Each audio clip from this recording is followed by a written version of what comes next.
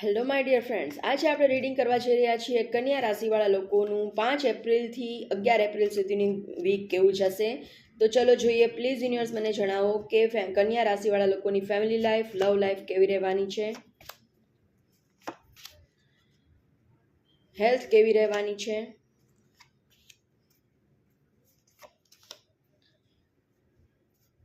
Financial life કેવી રહેવાની છે.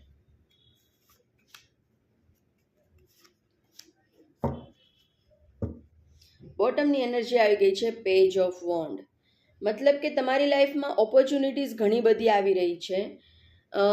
નવા નવા કામ ઘણા બધા આવી રહ્યા છે. તમે જે ઈચ્છું હતું તમારા માટે એ બધું તમારી પાસે આવી રહ્યું છે. તમારું ફોકસ પણ ખૂબ જ સરસ છે, તમે પેશનેટ પણ છો.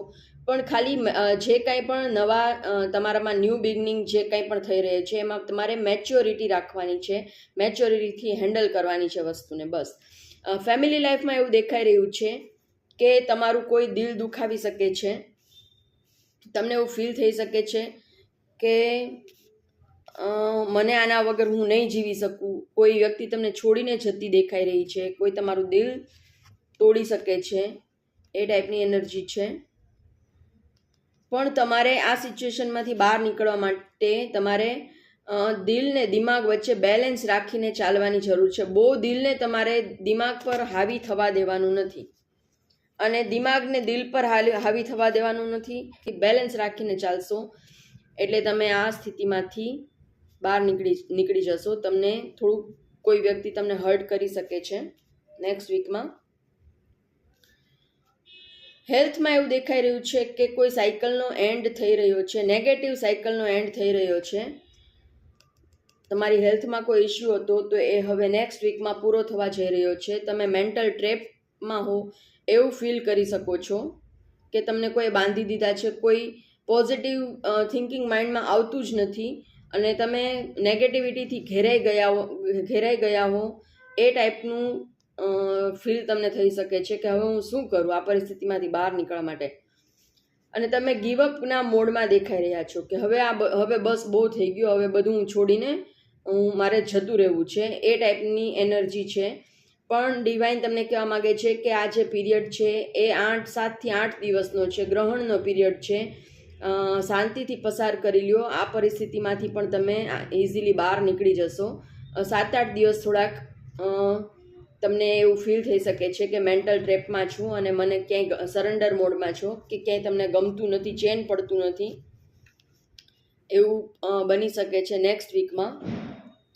ફાઇનાન્શિયલ લાઈફમાં ખોટી ચિંતા કરી રહ્યા છો કે શું થશે, મેં જે ઇન્વેસ્ટમેન્ટ કર્યું છે તેનું શું થશે, મને સેલેરી ગ્રો થશે કે નહીં થાય, મારો બિઝનેસ સારો ચાલશે કે નહીં ચાલે. તો બહુ જ ઓવર થિંકિંગ, રાતે જાગીને ઓવર થિંકિંગ કરતા દેખાઈ રહ્યા છો. પણ ડિવાઇન તમને કહેવા માગે છે કે એ તમારી સાથે છે. તમે જે વિચારો છો એટલી પરિસ્થિતિ ખરાબ નથી, પરિસ્થિતિ કંટ્રોલેબલ છે, પરિસ્થિતિ સુધરી શકે એમ છે. ડિવાઇન જે તમને ઓફર કરે એ તમે એક્સેપ્ટન્સના મોડમાં નથી, તો એક્સેપ્ટ કરો. ડિવાઇન તરફથી જે કાંઈ પણ તમને બ્લેસિંગ્સ મળતા હોય એને એક્સેપ્ટ કરો તો તમારી ફાઇનાન્શિયલ લાઈફ સારી થઈ જશે.